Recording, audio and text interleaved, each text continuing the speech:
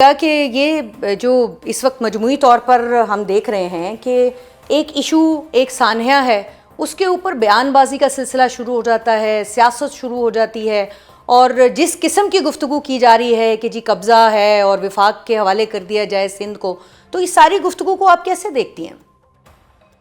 بہت شکریہ۔ پہلے تو نیر، آپ نے مجھے اپنے پروگرام میں شامل کیا۔ آپ نے جو باتیں کی ہیں اپنے اس ٹاپک کو جب انٹروڈیوس کرایا، تو آپ نے جو باتیں کی میں بالکل سمجھتی ہوں کہ اس طرح کی کا انوائرمنٹ نہیں ہونا چاہیے تھا۔ سب سے پہلے تو گل پلازا کا جو سانحہ ہے، جو بڑا تکلیف دہ حادثہ ہے، واقعہ ہے، اس پر ہم جتنے بھی افسوس کا اظہار کریں، جتنے بھی دکھ کا اظہار کریں، وہ کم ہوگا۔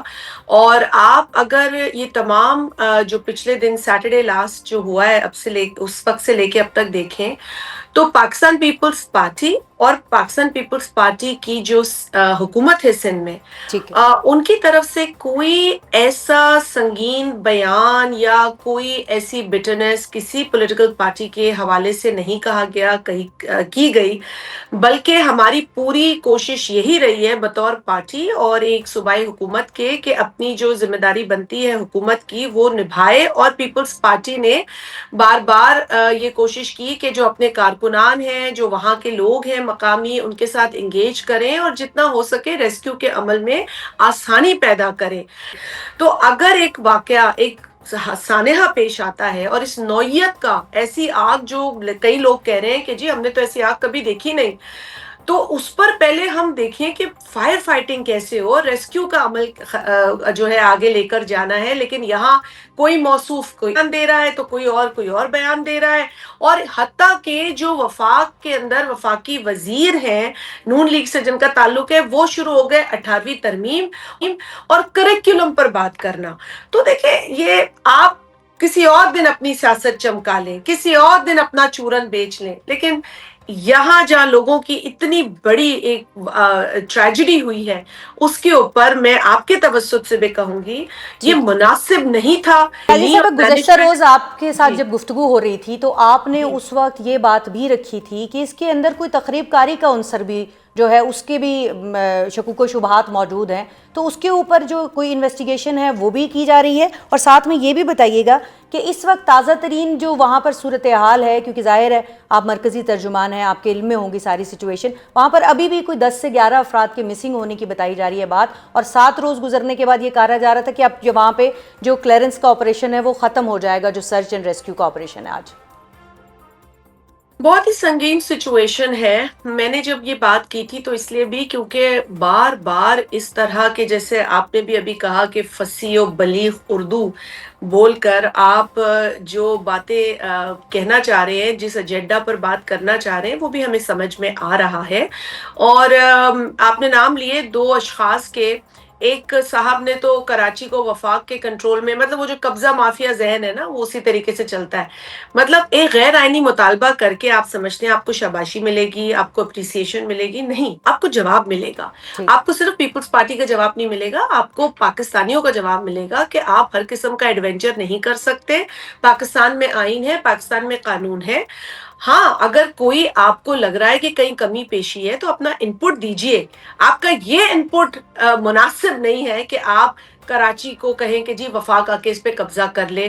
مطلب ایک آپ نے بنانا ریپبلک سمجھا ہوا ہے پاکستان کو، ایک عرصے سے آپ نے سمجھا ہوا ہے، اور جس جماعت سے آپ کا تعلق ہے آپ نے اسی جماعت کے لیڈر پر اور کئی ان میں شامل لوگوں کے اوپر بڑی سنگین چارج شیٹ دی ہے، وہ بھی ہمیں پتا ہے۔ اور کسی وقت آپ کے پروگرام میں آپ کے پاس اتنا ٹائم ہو تو وہ ساری چارج شیٹ دکھائیے گا، اور جو دوسرے موصوف کا آپ نے نام لیا، ان پر بھی چارج شیٹ انہوں نے لگائی ہے، جو کہ میئر رہ چکے کراچی شہر کے۔ اب ان کے حوالے سے دستاویز سامنے آ گئے ہیں، سب کے حوالے سے آ گئے ہیں، صرف ان کے حوالے سے نہیں، کہ کس وقت کس نے اس بلڈنگ کو غلط طریقے سے ریگولرائز کیا، کوئی چھان بین نہیں کی، کوئی انسپیکشن نہیں کی۔ اب جب آپ کے نام آنے لگے ہیں، وہ بھی آپ سزا اتنے و جزا کا تھے نا۔ نظام نہیں ہے نا شازیہ صاحبہ، شاید ایک وجہ یہ بھی ہو کہ وہ بھی ان کے ادوار میں بھی جو سب کچھ ہوا اس کے اوپر کوئی سزا و جزا نہیں تھی۔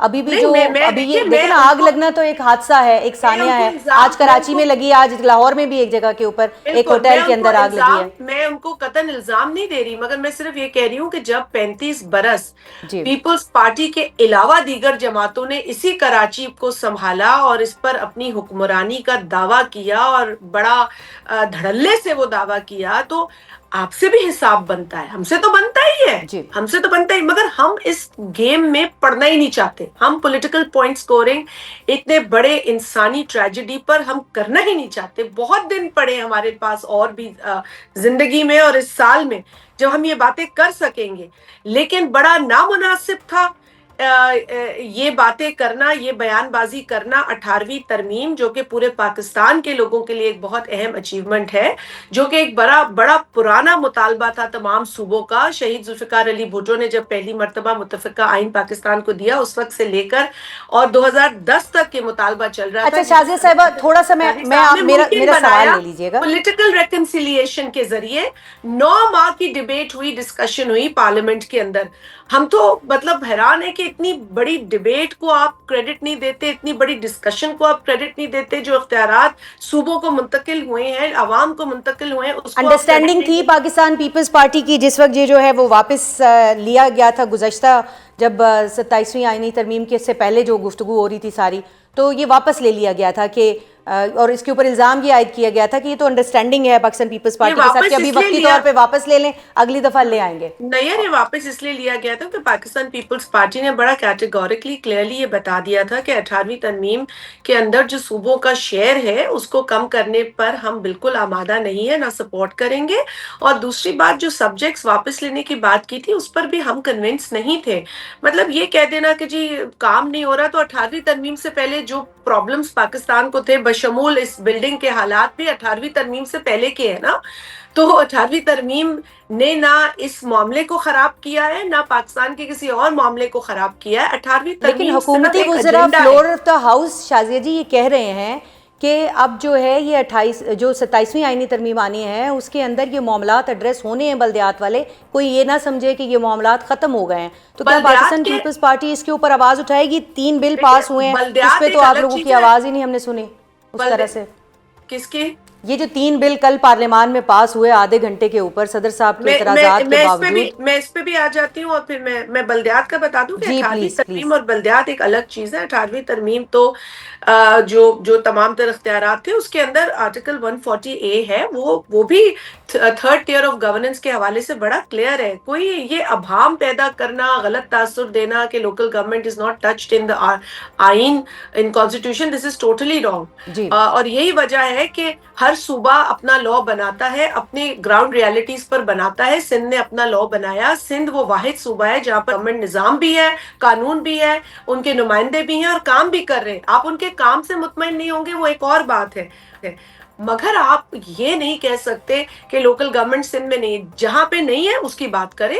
آپ جہاں سے بیٹھ کر یہ پروگرام کر رہی ہیں وہاں پر بھی نہیں ہے. نہیں ہے، بالکل نہیں ہے. شیخ وقاص اکرم صاحب سے بھی بات کر رہے تھے تو وہ بھی یہی کہہ رہے تھے کہ پیپلز پارٹی کو بولنا چاہیے تھا. وہ الائز ہیں کہ صدر صاحب نے واضح طور پر تینوں بلز کے اوپر اعتراضات لگائے اور بڑے جینون اعتراضات تھے ان کے، لیکن ان اعتراضات کو ایڈریس کیے بغیر کیسے بل پاس ہو گئے؟ آپ لوگوں کی طرف سے اس کے اوپر آواز اٹھانی چاہیے تھی. صدر صاحب نے یہ پیسج جب بلز کا ہوا تو صدر صاحب کے پاس جب اسینٹ کے لیے گیا تو صدر صاحب نے اپنا جو لیگل ان کی ٹیم ہے ان کے طرف سے اعتراضات سامنے آئے. صدر صاحب نے ان اعتراضات کو واپس بھیجا اور اس کے بعد میں ایک بل کا حوالہ دے دیتی ہوں اور سارے باقی مجھے ورڈ ٹو ورڈ چیزیں ابھی یاد نہیں، لیکن جو ایک بل کے اندر بالخصوص جو دانش سکولز کے حوالے سے جی تھا اس بالکل. پر صدر صاحب کا یہ بڑا ویلڈ اعتراض تھا کہ ایجوکیشن کیونکہ ڈیوالو سبجیکٹ ہے، وہ صوبوں کے پاس ہے، اسی لیے آپ اس کے اوپر اس طرح کی قانون سازی نہیں کر سکتے. This will be violation of the constitution of Pakistan. اور بڑا ویلڈ اعتراض تھا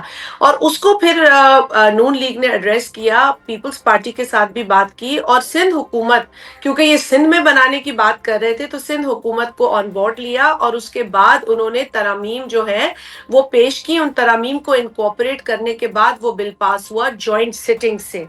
سو یس، نون لیگ کو ایسا کوئی کام نہیں کرنا چاہیے جو آئین اور قانون کے خلاف ہے، اور اگر ایسا ہوگا تو پھر صدر صاحب کے پاس یہ اختیار ہے کہ وہ اپنا اوپینین دے کر وہ بل واپس کریں. مختصراً مجھے بتائیے گا شازیہ صاحبہ کہ غزہ جو پیس ایکارڈ ہے اس کے اوپر پیپلز پارٹی کی جانب سے کوئی آفیشیل جو ہے وہ سٹیٹمنٹ اس طرح سے دیکھنے میں نہیں آئی ہے، تو پیپلز پارٹی کیسے دیکھتی ہے اس غزہ ایکارڈ کو؟ کیا یہ درست ہو رہا ہے یا پھر ایوان کے اندر بحث ہو جاتی تو بہتر ہو جاتا، جو کہ اپوزیشن کا اعتراض ہے؟ کیسے دیکھتی ہیں آپ اس کو؟ دیکھیں اس وقت تک تو کوئی سرسری انفارمیشن ہمارے پاس آئی ہے. اب سرسری انفارمیشن پر تو پاکستان پیپلز پارٹی جیسی جماعت بیٹھ کر اپنی میٹنگز کر کے اور کوئی لائے عمل نہیں بنا سکتی. یہی تو سوال ہے کہ سارے دستخط شستخط ہو گئے اور پیپلز پارٹی کو سرسری نیریٹو انفارمیشن نہیں دے سکتے. جی نیریٹو ہم نہیں دے سکتے.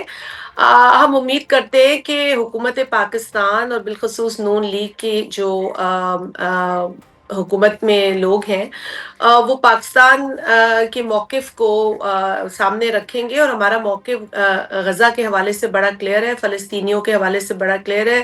ہمارے جو فلسطینی بھائی بہن بزرگ بچے اور خواتین اس وقت جو شدید دہشت گردی کا شکار ہیں اور جس طریقے سے ان کے اوپر مظالم ڈھائے جا رہے ہیں اور جو ان کا آج حال ہے، میں سمجھتی ہوں کہ یہ ہر انسانی درد رکھنے والے کو سمجھنا ہے، یہ ہیومن رائٹس کا ایشو ہے. تو ہم امید یہی کرتے ہیں کہ پاکستان نے اگر اس پر کوئی آفیشیل سٹینڈز لیا ہے تو وہ تمام چیزوں کو مد نظر رکھ کر لیا ہوگا. یہ پاکستانیوں کا ایک بہت بڑا کمیٹڈ کاز ہے. ہاں اب اس کے اندر جو خد و خال ہے جب وہ ہمارے سامنے آئیں گے تو پھر یقیناً ہم آپ کے ساتھ ایک پارٹی پوزیشن شیئر کریں گے، ٹھیک ہے، لیکن ہماری پارٹی پوزیشن فلسطینیوں کے ساتھ ہے. ٹھیک ہے.